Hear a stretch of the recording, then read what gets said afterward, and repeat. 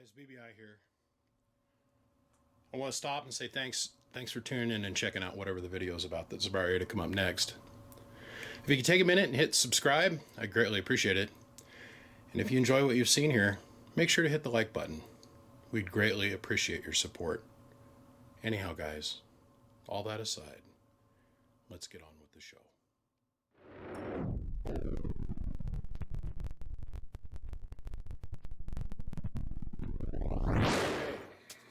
Let's get on with doing some repairs. This is a little Messenger M350 HD. Now, obviously a new power wire is replaced. The primary problem with this thing is the low, medium, and high knob is chooched. So we're going to take this apart and see if we can repair it. See if we can make sense of this mess that's down here. And then if I'm not mistaken, I got to go back and revisit the preamp in this one. So transistors are good. This is just a time issue of just a couple hours. So let's go ahead and just rip this knob out and see what we get. So I'm presented with a sticky situation here. Yep.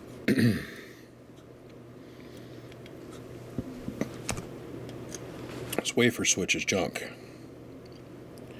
And I not even like 2 weeks ago threw away 2 or 3 of these amps that were parts. So I am not going to be able to repair this board. So we'll have to come up with another solution. Over here, sorry, I've been eating peanuts. I got a little bit, I cut them, a little kernel stuck in my teeth here. This is what the input RF was coming through, this braided piece of 12 gauge. So it comes from the 316 mini coax and it comes out. And it goes down over here to the splitter. I think we can do better than this. I know we can do better than this. Way better than this. So we're going to remove these 2 pieces of shit wire. Probably going to put a variable in here to get the functionality of it restored. And then we'll use the proper size wire to get things done. And then we'll see how well it turns out from here. We shall return.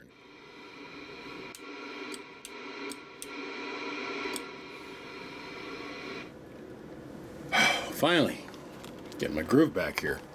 Okay, so what we did is we took some high temp capped on tape and we put it across the bottom of the phenolic down here, replaced that. Then we took and used a 100 ohm 5 watt variable resistor potentiometer, and then we coupled that with a 100 ohm resistor back to ground.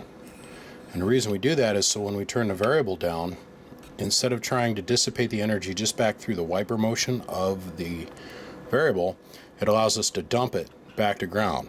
Okay, so then we went in and we replaced a big giant piece of 12 gauge, just put a nice little piece of 14 gauge wire here, a nice little 14 gauge wire here, put some more capped on across the top, because remember we're kind of tight for clearance issues right here across the lid. So we want to kind of try and keep the dragon intact. We want to keep it chained up. So I went ahead and put some heat shrink on this, cleaned up all these connections, changed our input balance, our input capacitor, and then we did the power wire upgrade, which was real slight. We changed out the old stiff as shit, only this long freaking power leads, and then we gave it the B+ upgrade by adding this board to the back. Single-sided phenolic, soldered all the way through, and it adds just enough surface area so that we can go and we can attach the wire in between the 2 sections. The stock wiring position is here. What happens is that there's a differential that takes place in current. Okay, so that means this one can get more current. This 2-pill section can get more current than this 2-pill section. So by going in the middle, like here, and then adding more surface area to carry more current, it evens out the cycle. Now, with us not having that low, medium, and high in here, guess what? Nothing changes with the functionality of this amplifier. Nothing. It's still a low drive box. Let me prove to you. It's supposed to do 350 watts. Turn the amp off.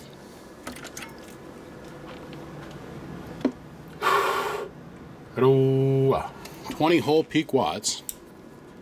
Variable all the way open. Hello. 400 watts my way. Hello. You hit this with a 30 or 40 watt radio, no matter what. It is exactly what it claims to be, but instead of having that stupid 3-position switch, which is notorious for catching on fire, melting down, and burning up, we got ourselves something that everybody can relate to. Just a nice, solid little variable. It's got a matched set of 1446s and not Maycoms in it, actual Motorola components that are in here. Matched. Harder than unicorn horn to find. So, on that note, see, what am I supposed to ask for this? Then what can I realistically get? It's a chaotic balance. If this thing was working 100% when it came in here, I probably could have turned the thing for, probably about 400 bucks. But the fact that it came in here working, or broken, and it took repair, I don't know. I'm still pretty comfortable around the $400 mark, but it's not pristinely virgin. You know what I mean by that? It's got 4 little holes that are up here in the lid. That's it. You can have faith that this lid will be clean and shiny when you get it on your end of the street. You know what? Hold on a second. Give me a minute. Just give me a damn minute here. Hold on. That was tough. All sanded out and polished up. Just looks like new. 4 little holes for the mounting on the top.